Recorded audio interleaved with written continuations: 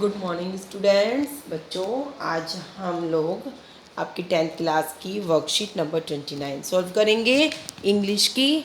और ये आपकी 16 सितंबर 2021 की वर्कशीट रहेगी। इसमें हम आपके फर्स्ट फ्लाइट का जो चैप्टर नंबर 2 है नेल्सन मंडेला, उसको कंटिन्यू रखेंगे। तो बच्चों चलिए वीडियो पढ़ना स्टार्ट कर लेते हैं। देखते हैं। Read the following extract and answer the given questions. बच्चों, आपने Nelson Mandela long walk to freedom, ये इनकी क्या है, ये इनकी बायोग्राफी है बच्चों।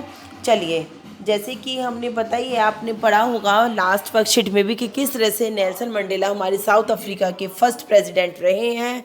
इससे पहले बच्चों साउथ अफ्रीका में ये कानून था कि वहाँ पर रंग भेद की नीति अपनाई जाती थी, रेशियल डिस्क्रिमिनेशन होता था।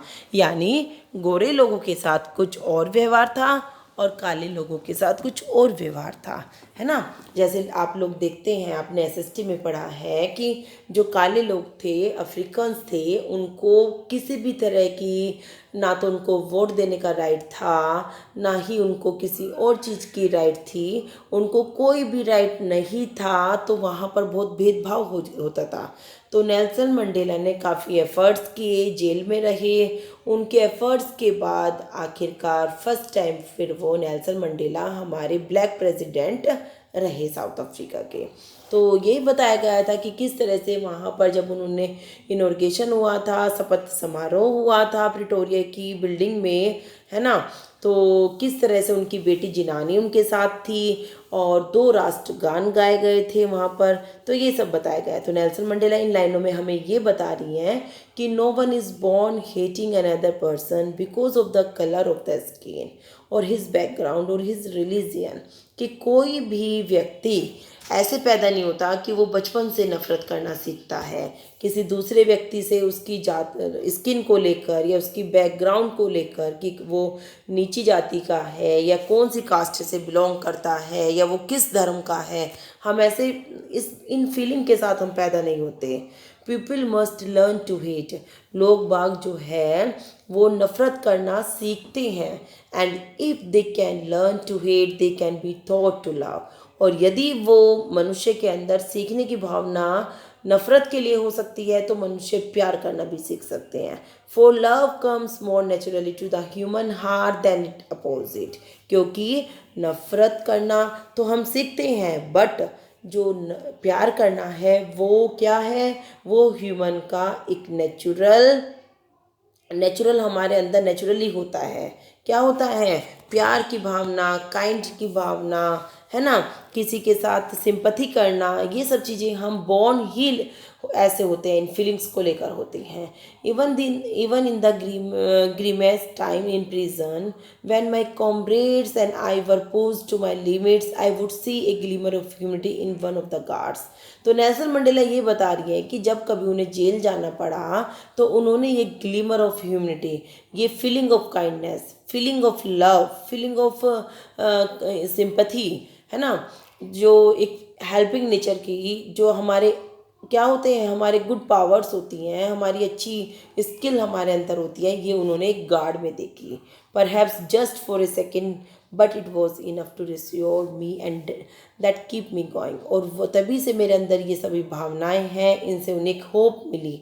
Man goodness is a flame that can be hidden but never extinguished.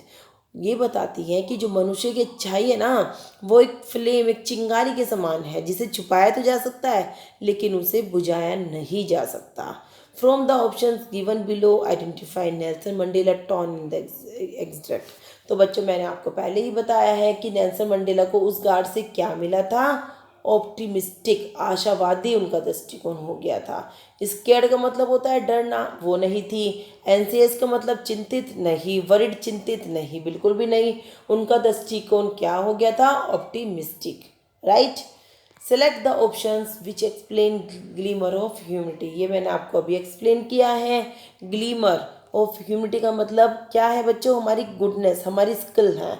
Imprisoning Nelson Mandela for fighting against the discrimination, या फिर disliking people because of their colour, background और रिलीजन, या फिर मतलब ये है कि लोगों को पसंद करना उनके कलर, बैकग्राउंड, रिलीजन के आधार पर। नहीं, बिल्कुल भी नहीं, ये तो चाहती ही नहीं थी, नेल्सन मंडेला चाहते ही नहीं थे ये चीज़। तो kindness in one of the guards in prison even if for a second, हाँ ये है, ये प्रिजन की बात यहाँ पर की गई है ना, कि उनको एक गार्ड के अंदर ये ऑप्टिमिस्टिक दृष्टिकोण उनको मिला था। ठीक है, चलिए, तो इसका ऑप्शन सी सही रहेगा और पहले का ऑप्शन आपका बी सही रहेगा। ये आप अपनी कॉपी में कर लेना बच्चों। थर्ड क्वेश्चन देख लेते हैं। Which out of the following option is not a synonym of extinguished. Extinguished का मैंने मतलब अभी आपको बताया है, डिम होना, बुझाना किसी चीज़ को, और यहाँ पर इसका अपोजिट हो जाएगा लाइटेड। अपोजिट का मतलब होता है is not a synonym, synonym नहीं है, जो सिनोनिम नहीं है तो इसका मतलब वो एंटोनियम है ना। और एंटोनियम होता है हमारा, क्या होता है, विलोम शब्द, और सिनोनियम होता है हमारा पर्यायवाची। तो हमारा यहाँ पर विलोम शब्द पूछा है, तो इसका विलोम क्या हो गया, इसका बुझाना और इसका जलाना, इसका अंधकार और इसका प्रकाश। ठीक है, तो इसका आंसर हमारा ए सही रहेगा। चलिए, फोर्थ भी देख लेते हैं। What does Nelson Mandela mean when he says for love comes more naturally to the human heart than its opposite? कि जो मनुष्य है उसमें प्रेम करना नेचुरल रूप से होता है ना।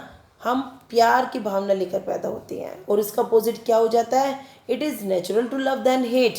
बिल्कुल, if people can be taught to hate they can also be taught to love. यदि मनुष्य नफरत करना सीखते हैं तो वो प्यार करना भी सीख सकते हैं।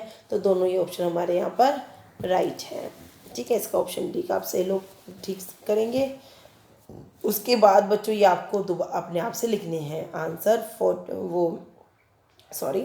आपको 40 to 50 वर्ड्स में इनके आंसर खुद से लिखने हैं।